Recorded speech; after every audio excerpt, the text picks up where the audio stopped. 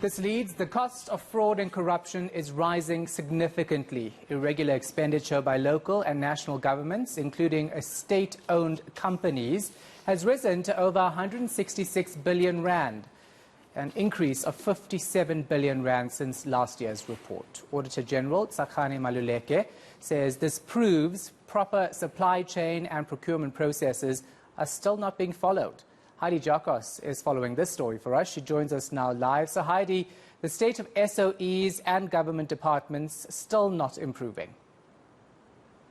Definitely not improving, Shahan. We do know that a number of state-owned entities are still not receiving a clean audit. And the big issue here, Shahan, is the fact that a large number of them have been unable to provide financial statements. If you just look at the national carrier, they have been unable to provide financial statements dating back to 2017. The Auditor General highlighting, however, that with the new management and with the airline being out of business rescue, they have been able to get financial statements from 2018. But this sets it back a great deal because the Auditor General is unable to conduct proper audits without these financial statements. So it's not just SAA, it's also SA Express. This has been highlighted in previous Auditor General reports, SA Express being in provisional liquidation now for over a year and a half. And we also know Denel is a big problem.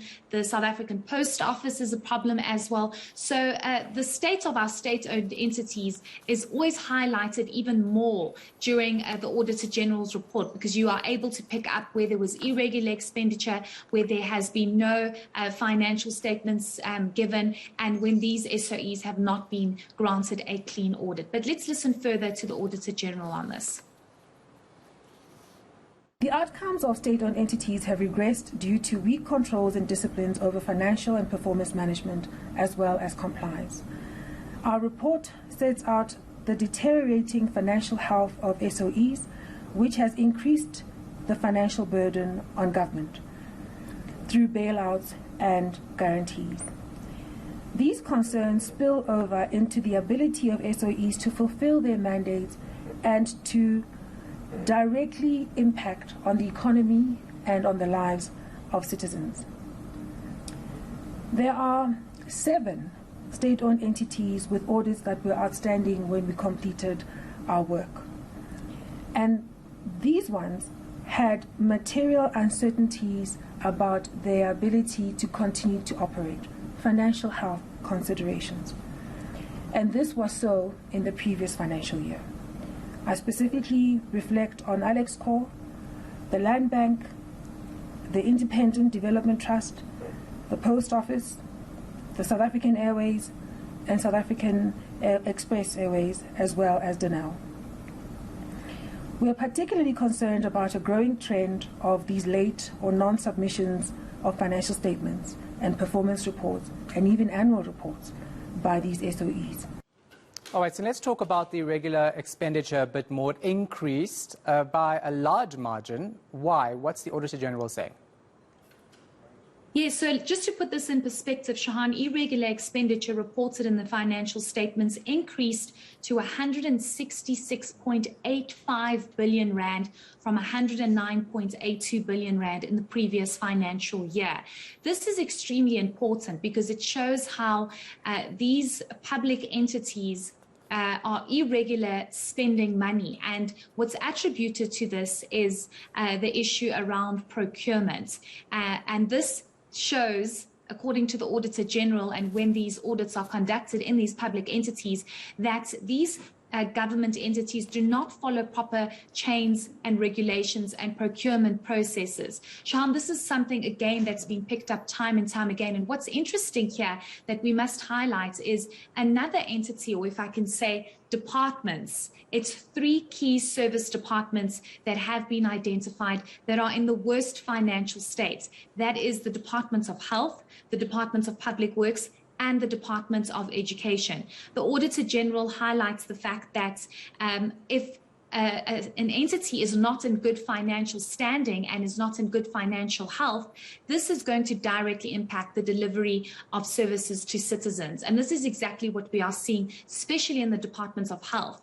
What the Auditor General has been able to pick up here is that the Department of Health is dealing with a huge amount of litigation, and this is where money is not being spent properly, or they have to pump in money with litigations, with people going and trying to take the Department of Health to court for various reasons. So that is an alarming picture. The Auditor General saying even though irregular expenditure has increased, we must look at it in context, but it has a lot to do with the fact that procurement processes are not followed. Yeah, digital vibes, to name one of many. So Sally was telling me not to be a negative Nelly very nicely just now, because we should actually acknowledge there's been some small gains when it comes to clean audits. Yes, Shahan, we must try not to be too negative in life and always look for that small silver lining.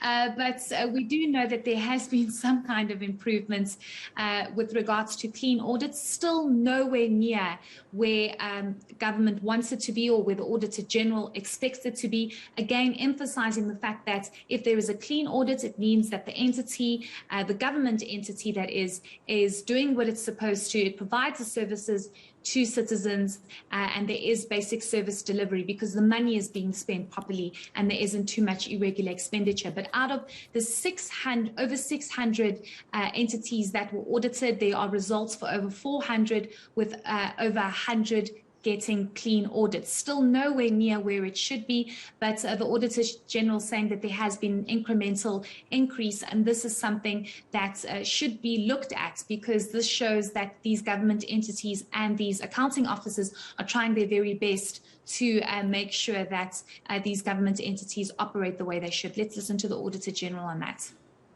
This year, there are 115 auditees that have clean audits. And these comprise 48 departments and 67 public entities. This compares favorably against last year's 109 clean audits. Together, these audits are responsible for 19% of the 1.9 trillion rand expenditure budget that is managed by national and provincial government. We acknowledge that at least 31 auditees are actually close to achieving clean audit outcomes. In our assessment, with some extra effort, sustained effort, they will be able to enter that desired space of clean audit outcomes, these 31. And so we do believe that with this effort, they would contribute to an impressive trend of improvement by this administration.